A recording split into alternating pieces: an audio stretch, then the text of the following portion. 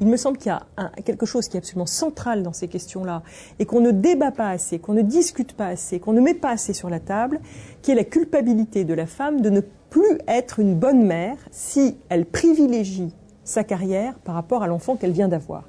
Tout le monde sait que le moment de la première maternité est un moment crucial dans le décrochement des femmes par rapport au processus de progression de carrière. Et on a tendance à résoudre ça en disant c'est pas compliqué, on n'a qu'à, comme le fait Accenture, comme le fait, enfin il y a pas mal d'entreprises qui font ça, on n'a qu'à permettre à la femme de rester en lien avec l'entreprise. Mais moi je pense que le problème il est aussi et avant tout dans la tête des femmes. C'est pas seulement le fait qu'elle ait les moyens matériels, ou qu'elle ait une crèche d'entreprise, ou qu'elle ait... C'est pas seulement ça, ça la renvoie à elle-même dans sa relation à l'enfant. Ça la renvoie à elle-même dans « mais si j'ai encore envie de faire carrière, est-ce que je ne suis pas en train de ne pas aimer comme il faut mon enfant ?» Et je trouve que cette question-là, il faut la poser. Qu'est-ce que c'est aujourd'hui qu'une bonne mère? Comment est-ce qu'on peut dire aux femmes « vous pouvez être une bonne mère » de manière différente. Il y a différentes façons d'être une bonne mère. Et puis vous n'êtes pas seul, et puis il y a un père, et puis ça se construit à deux. Et puis l'enfant ne souffre pas comme vous pouvez le penser. Et comme on vous le raconte dans tous les journaux, on vous dit que si vous n'êtes pas là en permanence, ça va être dramatique pour l'enfant, il va se droguer à 15 ans. Enfin, parce que on est sur des espèces de simplifications comme ça. Mais plus profondément à l'intérieur de la mère, je pense qu'il y a ce désir d'être avec l'enfant et d'être bien, d'être la bonne mère, la mère qui donne tout. Une mère qui travaille ne donne pas tout à fait tout. Donc, en termes d'image personnelle, il y a quelque chose qui se joue là. Et ce n'est pas uniquement par des moyens matériels qu'on résoudra ça.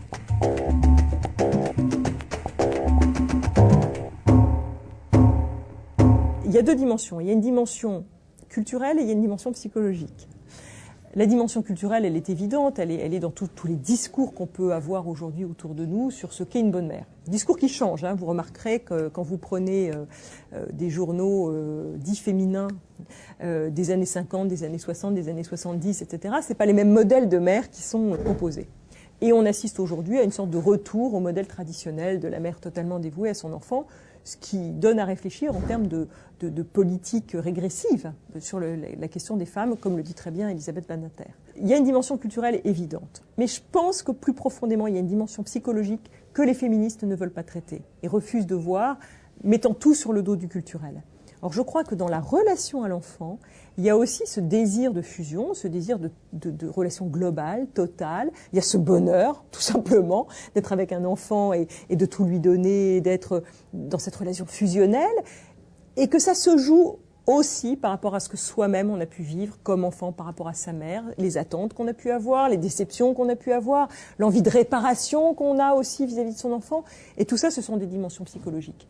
Et à les nier, on ne fait que renforcer, je dirais, leur rejet dans l'inconscient et donc la façon dont elles opèrent de manière très forte.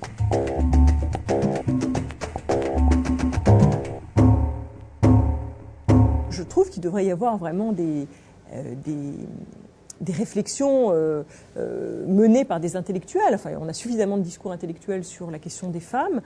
Pourquoi il n'y en a pas là-dessus? Enfin, pourquoi il n'y en a pas plus là-dessus et plus diffusé? Dans l'orientation, le moment de la construction du projet est vraiment une opportunité ou une occasion de mettre sur la table ces contradictions, ces aspirations différentes, ces tensions qu'on a à l'intérieur de nous, et pouvoir en parler à ce moment-là avec un groupe, avec quelqu'un dont c'est le métier, d'être conseiller en formation, et de mettre bien ça dans la relation au travail, c'est-à-dire de ne pas l'isoler comme si c'était un problème psychologique à un moment donné, mais bien de dire ça fait partie de ce que j'arrive pas à investir dans mon travail ou de ce qui me fait peur. Enfin, être capable d'avoir une vision globale de ce que vit à ce moment-là la femme dans son investissement professionnel, sans la tronçonner et dire alors ça c'est la partie maternelle, ça c'est la partie... Moi je trouve que ce serait très important.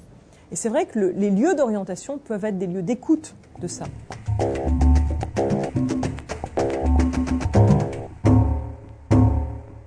Je je crois qu'il faut aussi toujours se souvenir que l'entreprise ne le fait et ne le fera que si elle y voit son intérêt. Voilà, aucune vertu, je veux dire, de développement personnel. L'entreprise ne le fait que parce qu'il y a certaines personnes qu'elle veut conserver et dont elle veut conserver l'investissement.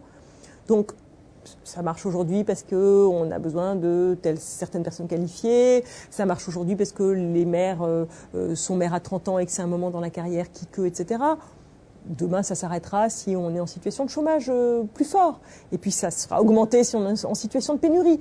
Donc, j'ai envie de dire, tirons parti au maximum de ce que font les entreprises, mais ne pensons pas que la solution est là. La solution, elle est d'abord dans la société, dans les représentations sociales, du travail, de la relation au travail, des relations sexuées au travail. Et puis, elle est dans comment on peut aider les femmes à prendre de la distance par rapport à ces questions-là.